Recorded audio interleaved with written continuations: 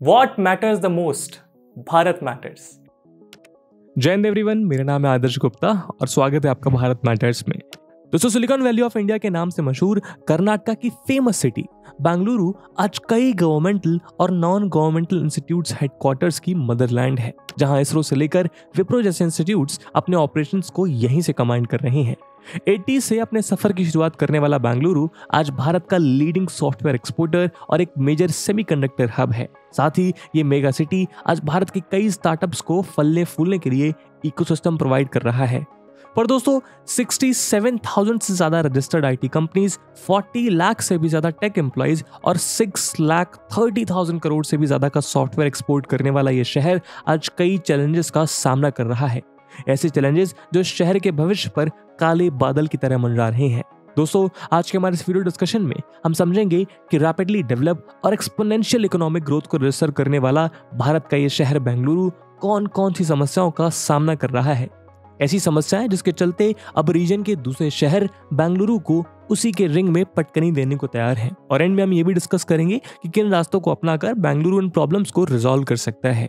दोस्तों, इस वीडियो की इंपॉर्टेंस यूपीएससी प्रीलिम्स और मेंस के जीएस3 के इकोनॉमी सेक्शन के लिहाज से काफी इंपॉर्टेंट है। इसके बारे में हम वीडियो के अंत में और भी बात करेंगे, पर फिलहाल के लिए अपने डिस्कशन को हम आगे बढ़ाते हैं।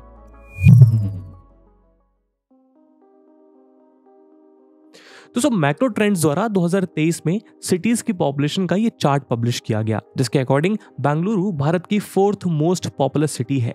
लेकिन बेंगलुरु में पॉपुलेशन की ये ग्रोथ रातों रात नहीं हुई, बल्कि इसके लिए सीरीज ऑफ इवेंट्स जिम्मेदार हैं। शुरुआत से ही बेंगलुरु को स्टैब्लिश करने का विजन बड़ा ही था और केम्पे गौड़ा जी की सिटी प्लानिंग इस बात को कंफर्म करती है। सिटी में fort, temples, gardens, water tanks, market places और हाउसिंग ब्लॉक्स बनाए गए थे। पहले यहाँ कन्नडिगाज, तमिल्स और तेलुगु पॉपुलेशन ही रहती थी, लेकिन टाउनशिप बनने के बाद यहाँ बाकी जगह के लोग आकर बसने लगे। बेंगलुरु इमिग्रेंट्स के लिए भी किसी स्वर्ग से कम नहीं था, चाहे वो रिलीजियस परसिक्यूशन के कारण भागे हुए लोग हों या युद्ध हार चुके सैनिक या फिर बाइलाकुप्पे सेटलमेंट में रहने वाले तिब्बतन रेफ्यूजीज। बेंगलुरु पर मराठास का रूल भी रहा, जिसके चलते यहाँ महाराष्ट्रियंस की भी एक बड़ी पॉपुलेशन रहती है। इसके अलावा कोलार गोल्ड फील्ड्स में काम करने वाले इंग्लिश, आयरिश और इटालियन माइनर्स भी आगे चलकर बेंगलुरु में सेटल हुए। 1950s में जब ब्रिटिशर्स इस सिटी को छोड़कर गए, तब यहाँ पर लगभग 1 मिलियन की डाइवर्स पॉपुलेशन सेटल हो चुकी थी। ब्रिटिशर्स के जाने के बाद बेंगलुरु के प्लीजेंट वेदर, गार्डन्स और एयर क्वालिटी की वजह से पूरे भारत के ओल्ड एज लोग यहाँ आकर सेटल होने लगे और इस तरह इस सिटी को पेंशनर्स पैराडाइज का नाम भी मिला। गवर्नमेंट कंपनीज और रिसर्च एंड डेवलपमेंट ऑर्गेनाइजेशंस के आने के बाद 1970s में बेंगलुरु की पॉपुलेशन 1.6 मिलियन तक पहुंच गई। जैसे जैसे बेंगलुरु की जनसंख्या बढ़ती गई, वैसे वैसे इस जनसंख्या के रहने के लिए घरों की डिमांड भी बढ़ती गई। लेकिन बेंगलुरु का असली एक्सपेंशन शुरू हुआ सिटी में सिलिकॉन वैली के अराइवल के साथ। बेंगलुरु अब यूएसए के कैलिफोर्निया की तरह भारत का आईटी हब बन चुका था। इस कारण से बेंगलुरु सिटी में बहुत सारा पैसा इन्वेस्ट होने लगा और धीरे धीरे इसी पैसे की चाहत में पूरे देश भर से लोग बेंगलुरु में शिफ्ट होने लगे।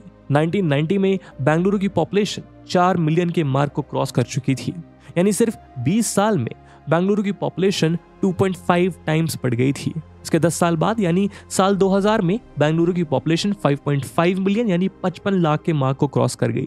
1991 से 2001 के बीच बेंगलुरु सिटी की पॉपुलेशन में 38% की ग्रोथ दर्ज की गई, जिसने इसे वर्ल्ड की one of the fastest growing city होने का खिताब दिलाया। 2011 में ये पॉपुलेशन बढ़कर 8 मिलियन यानी 80 लाख क्रॉस कर गई। अगर प्रेजेंट ट्रेंड की बात करें तो ये चार्ट पिछले 4 साल में बेंगलुरु की पॉपुलेशन में इंक्रीज को दिखाता है, जिसके अनुसार हर साल इस सिटी की पॉपुलेशन ऑन एन एवरेज लगभग 3.45% से बढ़ती जा रही है। पॉपुलेशन की एक्सपोनेंशियल ग्रोथ अपने साथ बहुत सारी प्रॉब्लम्स लेकर आती है, जैसे रिसोर्सेज का over exploitation, crowd, traffic problem etcetera. Bengaluru की पॉपुलेशन में एक बड़ा हिस्सा उन वर्किंग प्रोफेशनल्स का है जो बाकी शहरों से आकर बेंगलुरु में बसते हैं। ये सभी वर्किंग प्रोफेशनल्स अपने लिए रेंटल प्रॉपर्टीज की तलाश में रहते हैं और इस हाई डिमांड के कारण बेंगलुरु में रहने के लिए अफोर्डेबल घर ढूंढना रेगिस्तान में पानी ढूंढने जैसा होता जा रहा है। और 2019 में कोविड अराइवल के बाद ये प्रॉब्लम फर्दर एस्केलेट हुई, जिसने यहाँ एक नई रेंटल प्रॉब्लम को जन्म दिया।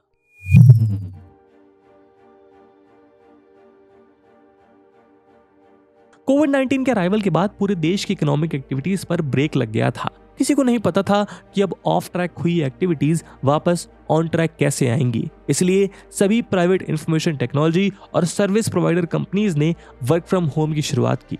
अब सभी एम्प्लॉइज अपने घर पर बैठकर लैपटॉप और इंटरनेट की मदद से ऑफिस का काम कर सकते थे। यानी कोविड-19 जैसी ट्रिकी सिचुएशन को भी इंडिया की इंफॉर्मेशन टेक्नोलॉजी इंडस्ट्री ने अच्छे से अडॉप्ट कर लिया। इस वर्क फ्रॉम होम कल्चर का बेनिफिट कंपनीज को भी था, क्योंकि कोविड-19 से कंपनीज की प्रोडक्टिविटी पर उतना इम्पैक्ट नहीं पड़ा जितना पड़ सकता था, और उसका फायदा एम्प्लॉइज को भी हुआ, क्योंकि इस हेल्थ इमरजेंसी के दौरान वो अपने घर पर रहकर सेफली काम कर सकते थे। लेकिन दूसरी तरफ कोविड-19 पैंडेमिक के दौरान बेंगलुरु और गुड़गांव जैसे आईटी हब्स में एम्प्लॉइज अपनी रेंटल प्रॉपर्टीज को वेकेट करके अपने अपने घर चले गए, जिसने कई प्रॉपर्टी ओनर्स की स्टेडी इनकम को ठप कर दिया।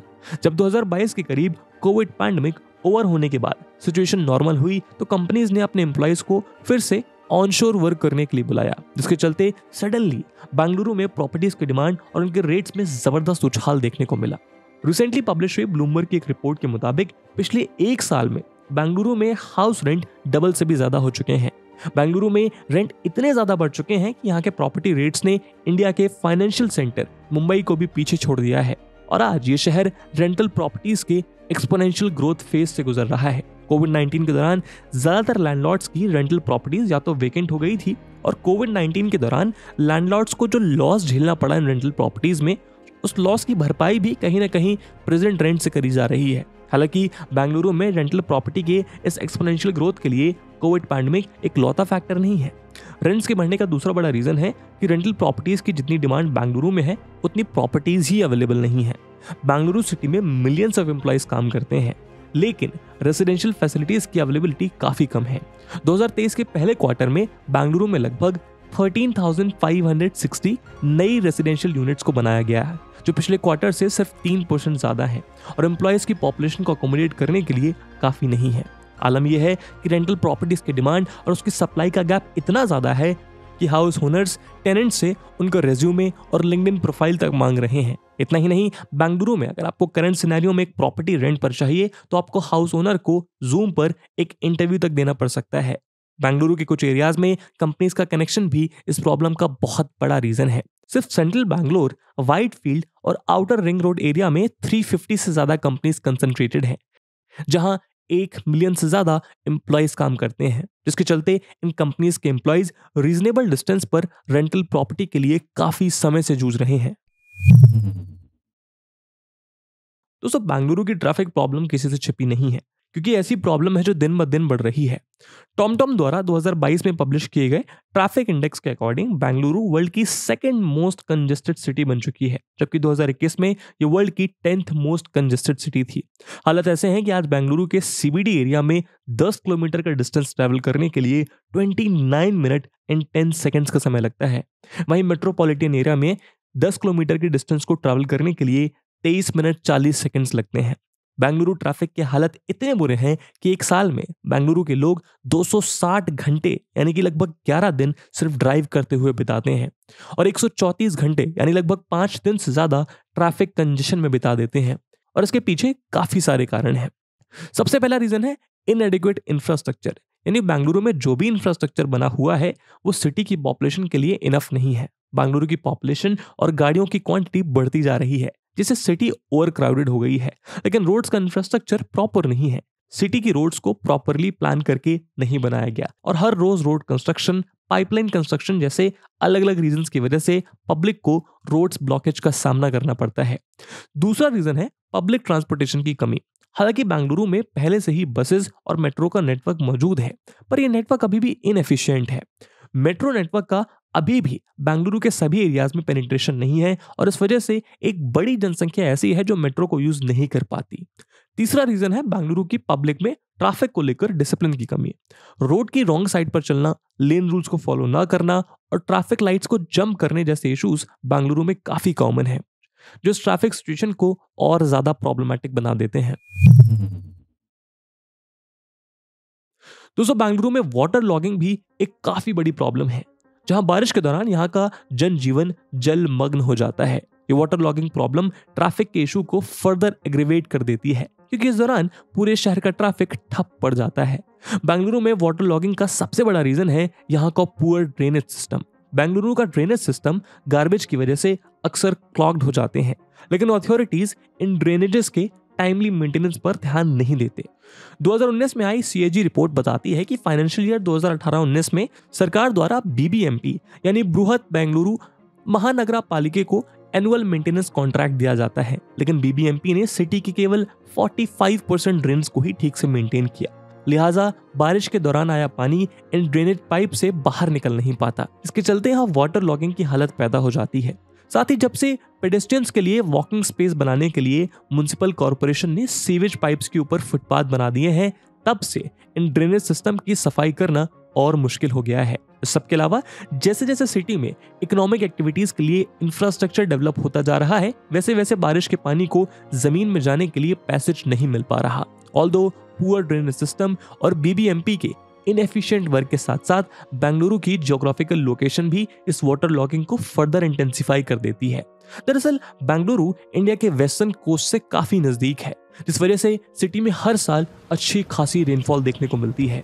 वैसे तो ये रेनफॉल सिटी के लिए प्लेजेंट वेदर को क्रिएट करने में हेल्प करती है, लेकिन हैवी रेनफॉल होने पर सिटी का पुअर इंफ्रास्ट्रक्चर कोलैप्स कर जाता है। इंडियन मीटरोलॉजिकल डिपार्टमेंट के मुताबिक पिछले साल बेंगलुरु ने अपने इतिहास की वेटेस्ट ईयर को फेस किया, जहां 2022 में बेंगलुरु में 1706 mm बारिश देखने को मिली। यही कारण था कि 2022 में बेंगलुरु की वाटर लॉगिंग प्रॉब्लम अपने चरम पर थी। इसके चलते लोकल्स को कई मुसीबतों का सामना करना पड़ा था। हालांकि लोकल्स का कहना है कि वेटेस्ट ईयर हो या ना हो, वाटर लॉगिंग बेंगलुरु की सच्चाई बनता जा रहा है। लोगों के लिए किसी भी साल बारिश के दौरान बेंगलुरु की 90% रोड्स को एक्सेस करना लगभग नामुमकिन हो जाता है, जिसके कारण सिटी की प्रोडक्टिविटी काफी गिर रही है। पिछले साल वाटर लॉगिंग की इसी समस्या से परेशान हुए कुछ लोगों ने ट्विटर पर स्टेट गवर्नमेंट को 1 साल तक टैक्स ना देने की अपील की थी। लोगों का कहना था कि जब सरकार को टैक्स देने के बावजूद उन्हें ऐसी मुश्किलों का सामना करना पड़ रहा है, तो टैक्स देने का फायदा ही क्या।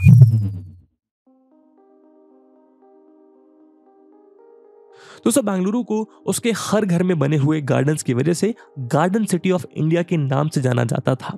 पर कभी अपनी हरियाली के लिए मशहूर बेंगलुरु आज भारत की one of the most populated city बन गई है और यहाँ के रेसिडेंट्स इस पॉपुलेशन से बुरी तरह अफेक्टेड हैं।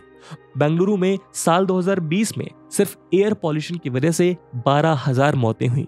ये बात सुनने में काफी अजीब लग सकती है, लेकिन ये सच्चाई है कि साल के ज्यादातर समय बेंगलुरु की एयर क्वालिटी सेटिस्फैक्टरी रेंज में ही रहती है। एक्सपर्ट्स का मानना है कि यहाँ का ऑल्टीट्यूड, यहाँ की ज्योग्राफी और यहाँ का क्लाइमेट ऐसा है जहाँ पर साल में विंडी डेज का नंबर ज्यादा होता है और ये विंड्स बेंगलुरु की air quality index under control रखने में ज्यादा हेल्प करती हैं।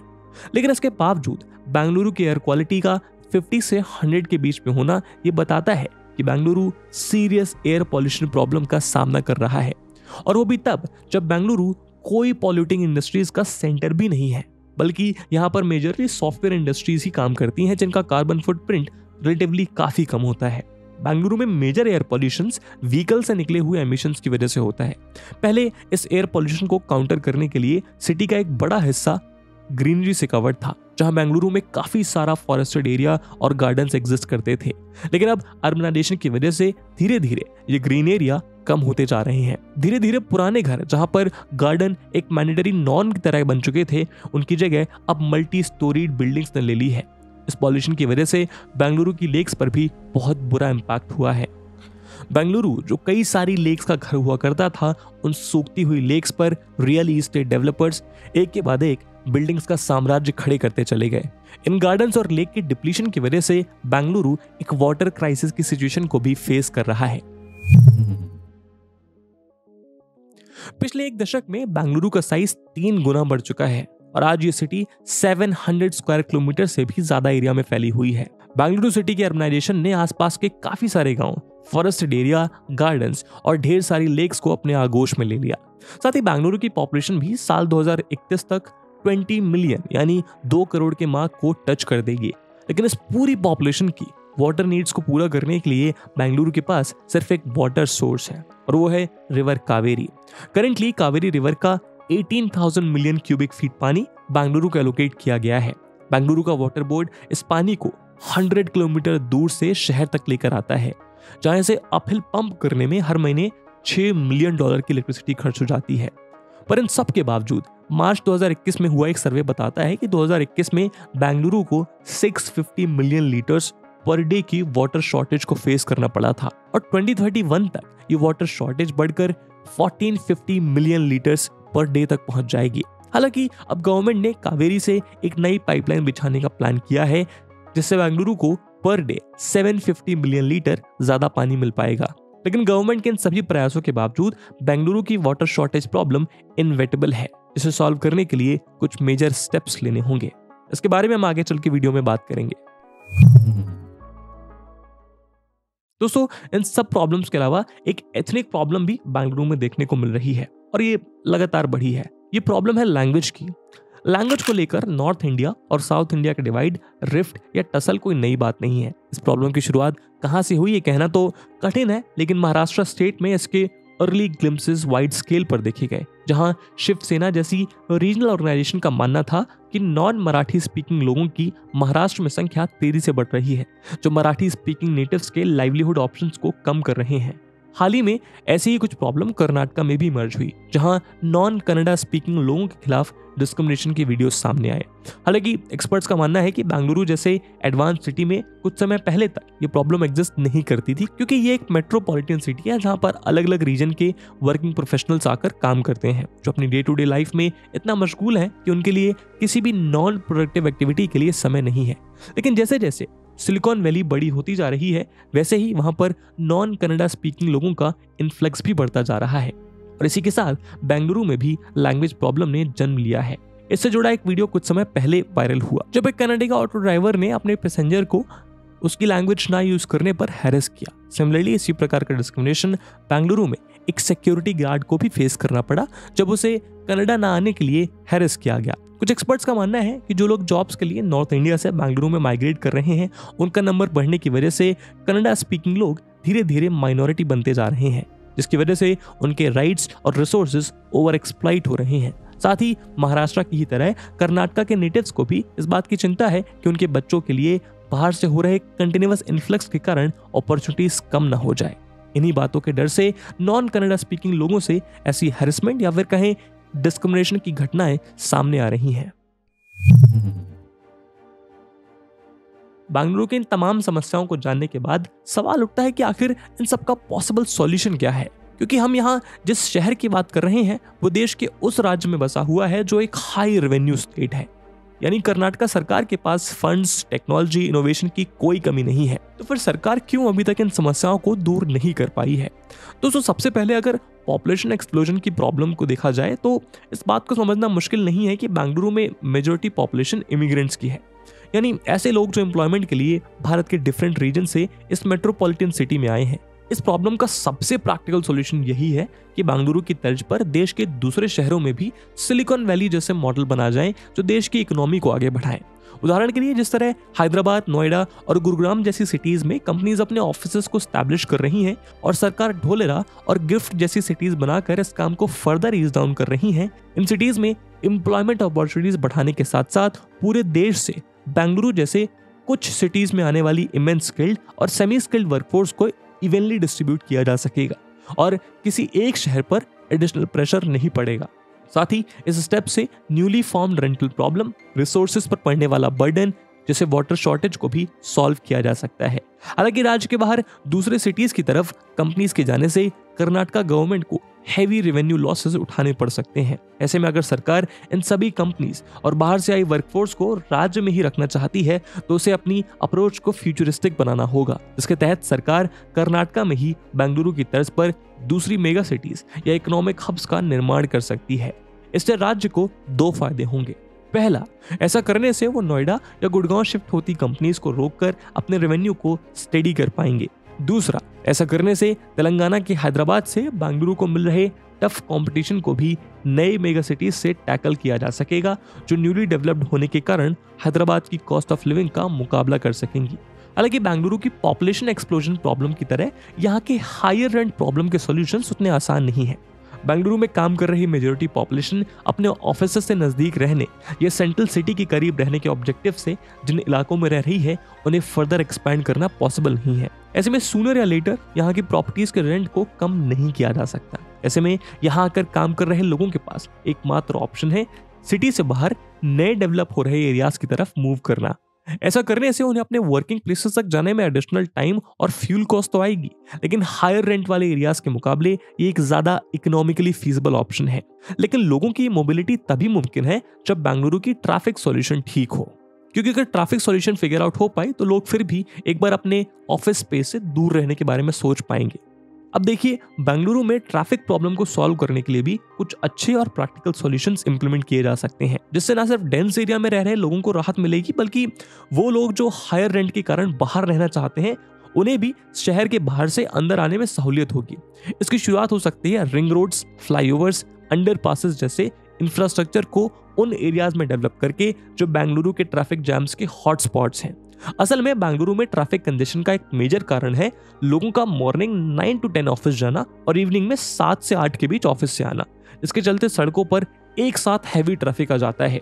उदाहरण के लिए फिलहाल ORR यानी आउटर रिंग रोड के पास कोई पैरेलल रोड मौजूद नहीं है।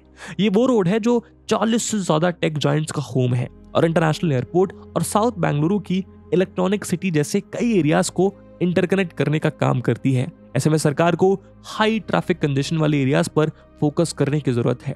इसकी शुरुआत Hebbal, Mahadevapura outer ring road, silk road junction और व्हाइटफील्ड रोड जैसे प्रोमिनेंट जंक्शन से की जा सकती है। साथ ही में बेंगलुरु में ट्रैफिक को बेहतर करने का सबसे कारगर उपाय होगा पब्लिक ट्रांसपोर्ट को बेहतर करना, जिसके लिए सरकार मेट्रो के एक्सपेंशन पर काम कर सकती है। साथ ही सरकार को लोगों को पब्लिक ट्रांसपोर्ट यूज करने के लिए अवेयर भी करना होगा, ताकि लोग अपने प्राइवेट व्हीकल्स की जगह पब्लिक ट्रांसपोर्ट का यूज करें और रोड से व्हीकल्स का लोड कम किया जा सके। पब्लिक ट्रांसपोर्ट को बेहतर करके बेंगलुरु की पॉल्यूशन की प्रॉब्लम को भी सॉल्व किया जा सकता है, क्योंकि वहां का मेजॉरिटी पॉपुलेशन व्हीकल से ही आ रहा होता है। ऐसे में अगर पब्लिक ट्रांसपोर्ट का यूजेज बढ़ेगा तो पॉल्यूशन भी कम होगा। लेकिन दोस्तों, इन सभी प्रॉब्लम्स में से बेंगलुरु के वाटर क्राइसिस और वाटर लॉगिंग की प्रॉब्लम काफी इंपॉर्टेंट है, जिन्हें जल्दी सॉल्व करने की नीड है। वाटर लॉगिंग प्रॉब्लम को भी दूर करने के लिए सरकार को पहले से एग्जिस्टिंग ड्रेनेज सिस्टम को अपग्रेड करने की जरूरत है। साथ ही सरकार को BBMP के कामों को खास तौर पर मॉनिटर करना होगा, ताकि रेनी सीजन के पहले ही सिटी के इंफ्रास्ट्रक्चर को वर्स्ट केस सिनेरियो के लिए प्रिपेयर किया जा सके। वहीं जहां तक बात है बेंगलुरु के वाटर शॉर्टेज की, बेंगलुरु के लिए एकमात्र वाटर रिसोर्स कावेरी है, जिस पर डिस्प्यूट की वजह से रिवर से सफिशिएंट वाटर कर्नाटक को सप्लाई नहीं होता। ऑलरेडी इस रिवर डिस्प्यूट के लिए कई सारे ट्रिब्यूनल्स बनाए जा चुके हैं, लेकिन ये डिस्प्यूट अभी तक सॉल्व नहीं किया जा सका है। तो कहीं ना कहीं इसका एक डायरेक्ट उपाय ये हो सकता है कि सरकार जल्द से जल्द कावेरी वाटर डिस्प्यूट को रिजॉल्व करे, ताकि एक यूनिफॉर्मिटी के साथ वाटर को इवनली डिस्ट्रीब्यूट किया जाए, ताकि एक तरफ कर्नाटक की बेंगलुरु जैसी और दूसरी तरफ तमिलनाडु की चेन्नई जैसी सिटीज को राहत मिल सके। हालांकि सिर्फ कावेरी के जरिए भी लॉन्ग टर्म में बेंगलुरु की प्यास को बुझाना मुमकिन नहीं होगा। इसके लिए स्टेट गवर्नमेंट को कुछ अल्टरनेटिव वाटर रिसोर्सेज को डेवलप करने पर ध्यान देना होगा, जैसे रेन वाटर हार्वेस्टिंग एक्सेट्रा। साथ ही एफॉरेस्टेशन जैसी कुछ एक्टिविटीज से ग्राउंड वाटर लेवल को रिचार्ज किया जा सकता है, जिससे बेंगलुरु का वाटर क्राइसिस कम हो। इन सब के अलावा आज जो लैंग्वेज और रीजनैलिटी को लेकर खड़े हुए इनडिफरेंसेस बेंगलुरु में देखे जा रहे हैं, इन्हें दूर करने के लिए सरकार को कम्युनिटी लेवल पर जाकर नए सिरे से प्रोग्राम्स को रन करने की जरूरत है, ताकि लोगों में ब्रदरहुड की भावना को फिर से जगाया जा सके, ताकि वो एक दूसरे को नॉर्थ इंडिया या साउथ इंडिया के रूप में देखने के बजाय एन इंडियन फ्रॉम नॉर्थ या साउथ के तौर पर देखें। इसलिए सरकार और नेशन वाइड सेलिब्रिटीज, क्रिकेटर्स या एक्टर्स को भी अपने साथ इन कैंपेन्स में जोड़ सकते हैं, जो बिना रीजनैलिटी के सिर्फ इंडियन के तौर पर लोगों के दिलों पर राज करते हैं। ठीक वैसे ही जैसे आज रांची से आया एक खिलाड़ी चेन्नई की जान है, आज बेंगलुरु से आया हुआ एक अभिनेता पूरे देश की शान है। दोस्तों, आज बेंगलुरु को इंडिया की सबसे रैपिडली ग्रोइंग सिटीज में से जाना जाता है। हालांकि आईटी इंडस्ट्री के डेवलपमेंट के साथ बेंगलुरु पॉपुलेशन ग्रोथ और अर्बनाइजेशन के लिए रेडी नहीं था, और इसीलिए आज बेंगलुरु इतनी सारी मेजर प्रॉब्लम्स का सामना कर रहा है। यानी भले ही आज इकोनॉमिक डेवलपमेंट कंट्रीज के लिए इंपॉर्टेंट हो, पर अगर इस तरह के प्रोग्राम से हमें बचना है तो सस्टेनेबल डेवलपमेंट पर फोकस करना होगा, ताकि अच्छी ग्रोथ और डेवलपमेंट के बावजूद जो समस्याएं बेंगलुरु फेस कर रहा है, टियर 2 से टियर 1 में शिफ्ट हो रहे बाकी के शहर फेस ना करें। और इसी उम्मीद के साथ दोस्तों, आज के वीडियो को हम यही समाप्त करते हैं। इस वीडियो की इंपॉर्टेंस यूपीएससी मेंस पे देखते हुए एक सवाल हम आपके लिए छोड़कर जा रहे हैं, इसको आपको कमेंट सेक्शन में आंसर करना है। And the question is, discuss about the flourishing startup culture in Telangana, also explain how Hyderabad is giving a tough competition to Bengaluru in its own ring. And with this question my friends, that's it for the video. I hope आपको video पसंद आई होगी, और अगर पसंद आई है तो अपने दोस्तों के साथ शेयर करना मत भूलिएगा। हम मिलते हैं अगले वीडियो में, तब तक के लिए जय हिंद, जय भारत। दोस्तों, यूपीएससी की तैयारी करने के लिए आपको बहुत सारे ऑनलाइन बैचेस मिलेंगे, पर आखिरकार क्यों स्टडी IQ का UPSC prelims to interview live batch उसमें से बेस्ट है? दोस्तों, इन बैचेस में आपको 1000+ आवर्स का लाइव कंटेंट डिलीवर किया जाएगा। आपकी तैयारी को पिन पॉइंट फोकस रखने के लिए क्रिस्प नोट्स दिए जाएंगे। किसी भी समय आपके डाउट्स को क्लियर करने के लिए 1-to-1 मेंटोरशिप का फीचर भी आपके पास रहेगा। प्रीलिम्स के लिए प्रैक्टिस क्वेश्चंस, मेंस के आंसर राइटिंग प्रैक्टिस, और उसके बाद जो भी स्टूडेंट्स प्रीलिम्स 2024 क्लियर करेंगे उन्हें स्टडी IQ कैंपस में बुलाकर अगले 4 महीनों के लिए मेंस रेसिडेंशियल प्रोग्राम के अंडर रिगरस प्रिपरेशन कराई जाएगी बिना किसी एडिशनल कॉस्ट के। और दोस्तों, ये सब कुछ आपको मिलेगा मात्र और मात्र 29,999 के सुपर डिस्काउंटेड प्राइस पे, अगर आप AG live coupon code use करते हैं। दोस्तों, 19 जून को स्टडी IQ के prelims to interview batches English और हिंदी लैंग्वेज में लॉन्च होने जा रहे हैं। इन बैचेस में क्लासेस की टाइमिंग इवनिंग 6 PM रहेगी। तो आप भी AG live coupon code use करिए और पूरे देश के यूपीएससी एस्पिरेंट्स के साथ कहिए कि अब तैयारी हुई अफोर्डेबल स्टडी IQ के साथ। इन बैचेस से रिलेटेड सभी इंपॉर्टेंट लिंक्स आपको डिस्क्रिप्शन और पिन कमेंट में मिल जाएंगी।